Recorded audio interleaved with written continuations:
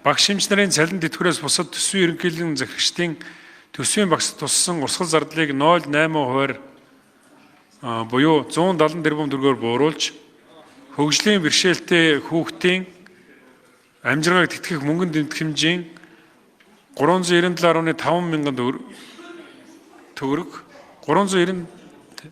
асаргааны тэтгэх хэмжээ 302.5 мянган төгрөг, нийгмийн халамжийн тэтгэврийн 397.5 мянган төгрөгийг тус 24%-аар нэмэгдүүлэх. Санал гаргасан Улсын хурлын гишүүн Ж Баясгалан Эс Эрдэнэбат. За Ж Баясгалан гишүүн үг хэлнэ.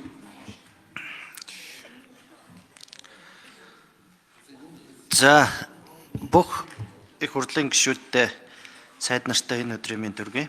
Тэгээд сая гадаа хөгжлийн бэрхшээлтэй иргэд ирээд бас 100 гаруй хүмүүс жигслээ. Тэгээд энэ хүмүүс маань жигсэж чадаагүйгээс болоод бидний эрх ашиг хөндөгдөөд байгаа юм бол жигсээ гэж ирсэн. Саранчлуун гишүүн битээр гараад тэр жигсаалыг болиуллаа. Яагаад вэ гэвэл хөгжлийн бэрхшээлтэй ялангуяа нуруу нугасны гэмтэлтэй хүмүүсийн хувьд даарах юм бол бөөрийн өксөх замын халдвар гэж өвчнөөр өвддөг. Энэ нь үхэл түрг хамгийн том шалтгаануудын нэг байдаг.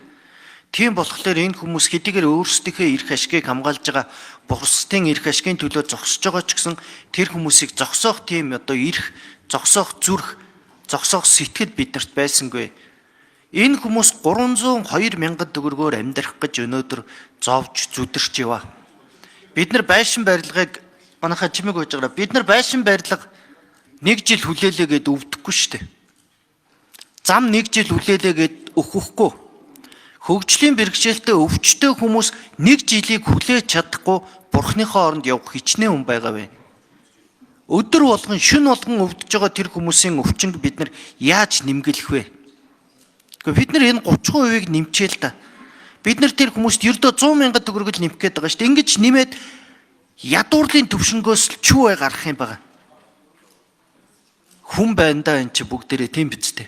Бид нар чинь ихээс төрсөн. Бид нар энэ зовлонгоор бүгдээрээ туулаагүй ч гэсэн эргэн тойронд байгаа хүмүүсийг харж байгаа шүү дээ. Хүн гэдэг утгаа бодоод энэ дээр нам хамаагүй, энэ дээр баясгалаа хамаагүй, хин нэгэ хамаагүй. Хүн гэдэг энэ чанараа бодоод бүгдээрээ хүнлэг байхын тулд канопондо битгий хүрээч шүү дээ. Бүх тойрогт, бүх дүүрэгт, бүх Монгол улс даяар хөгжлийн бэрхшээлтэй иргэд байгаа. Анхнаасаа яриад явсан. Тэгээд төсвийн байнгын орон дээр ажлын хэсгээр өөр саналууд нэмэгдээд ороод ирсэн шүү дээ. Шударгаар хэлэхэд. Тэгэхэд яагаад энэ хүний амьттай холбоотой санал нэмэгдэж орж ирэхгүй байгаа юм бэ? Энэ чи хүний амь шүү дээ. Бид нар одоо ингээд өчнөө хоног энэ төсвийг хойшлууллаа. Энэ хоорондор энэ хүмүүс өвдсөөр л байгаа. Та нараас гуйж гин. Би хүнээс юм гуйх дурггүй. Гэхдээ би та нараас бүгдээрнгээс чинь гуйж гин. Хүний хувьд, хүн ёсны хувьд бүгдээрнгээс чинь гуйж гинэ. Тэгээд энэ санал бүгдээрээ гар хүрхгүй одоо энэ саналыг бүгдээрээ улаад өгөөч. Битгий энийг одоо хүн ёсоо гаргаад ингээд энэ санал дээр бүгдээрээ гар битээ хүрээрээ гэж гуйж шүү. Хичээнгүйлэн хүсэж байна. Яг энэ төсөв батлагтаа дуусах мөчид би бол ер нь Монгол улсын хамгийн одоо үзэн ядагдах хүмүүсийн нэг болох юм шиг байна. Гэхдээ бүгдээрээ гарч ирэл цалин нэм, тэтгэвэр нэм, гэхдээ чадах нэмжээрээ бид нар төсвөөсөө одоо нэг их найд гаргаад цалин тэтгэвэр нэмж байгаа. Гэхдээ энэ чинь ингээд жил жилээрээ л явна шүү дээ. Эх жил бид нар боловсролын дээр арай илүү анхаарал тавьчих. Багш нарын эмч нартай эх жил бол 15% нэмж байна. За тэтгэлгийн одоо энэ тэтгэмжтэй холбоотой зарлуудыг 8.6% нэмж байгаа. Би Баясгалан гишүүнтэй уулзсан. Тэг яг зөвмөр 27 онд арай илүү анхаарчаа. Яг дараа жил ингээд бүх юм нэгэн зэрэг ингээд ачаал яхаар усан төсөл үнэхээр дийлэхгүй байна. Одоо би үнэнгээ л хэлэхээс өөр арга л. Тэгээ тийм болохоор би та бүхнээс гишүүдээсээ гуйж байна. Тий. Баярлалаа.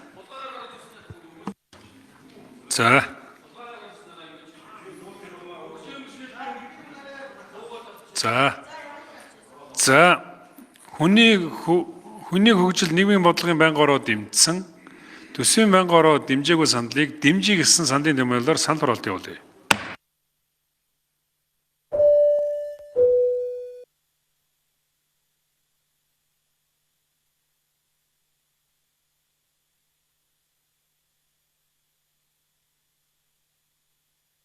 За.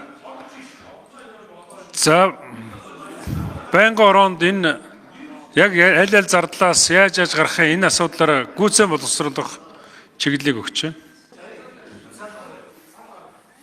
За учлал сайд санал гаргая. Гормын За сая би өгөнд эмдсэн юм а тэгсэн чинь дарагдсангүй. Тэгээд гормын санал гаргая.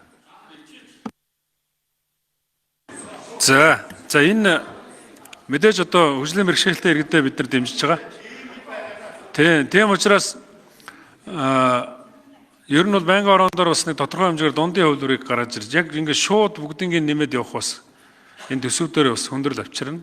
Энэ чинь цаанаа бас дахиад тэр усгал зардал бүх зүйл чинь яг энэ төрийн үйл ажиллагаа гацаагүй явуулах одоо ийм хөрөнгө мөнгө байдаг.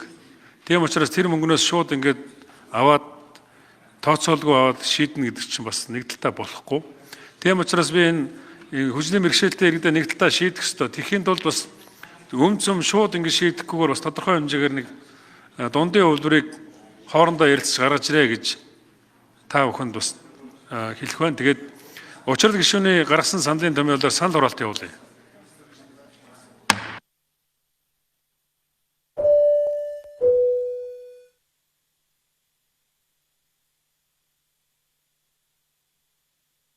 За 100 гишүүнээс 57 гишүүн дэмжиж 57-оор санал хүчингүй боллоо. За одоо